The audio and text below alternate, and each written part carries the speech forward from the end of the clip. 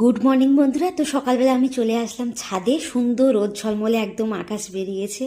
তো এখন শীতের সময়, তো জামা কাপড় একটু মেলতে চলে আসলাম, আর সঙ্গে দুটো বিস্কুটও নিয়েছিলাম খাবো বলে। তো আমার সঙ্গে গোল্ডি, আমাদের চুন্নি মুন্নি, ওরাও চলে এসলো, ওদের একটু বিস্কুট দিয়ে দিলাম। তো তারপরে একটু পেয়ারা পাড়তে গেলাম, অনেকগুলো পেয়ারা বড় হয়েছিল। তো কিছু পেয়ারা আমি আগে থেকে ক্যারি প্যাকেটে বেঁধে রেখেছিলাম, কারণ বাদুড় আর পাখিতে খুব খেয়ে যাচ্ছিল।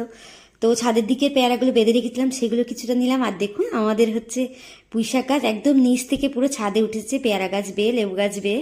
তো পেয়ারাগুলো নিয়ে চলে যাচ্ছিলাম ছাদ থেকে। তো গোল্ডিকে ডাকলাম, ও আসলো না। ও রৌদ্র পোয়া ছিল, ভাবলাম ঠান্ডার মধ্যে রৌদ্র পোয়া। তো তারপরে আমি এসে টিফিন করেছিলাম পাস্তা। আমি আর ছেলে দুজন মিলে একটু খেয়ে নিলাম, ছেলে তো খুব ভালো লেগেছে। তো তারপর আমি বাগান একটু কোপাতে এসেছিলাম, বাগান কুপিয়ে নিয়ে, মানে শীতের সবজি দেওয়া হবে সেই জন্য পুরো বাগানটা আমি কুপিয়েছি। তো তারপর স্নান করে পুজো দিয়ে নিয়ে রান্না করেছিলাম আজকে পেঁপের তরকারি, শিমালু মাছের ঝোল, গাজর কেটেছিলাম। চলুন আজকে ভিডিওটা এই পর্যন্তই, দেখা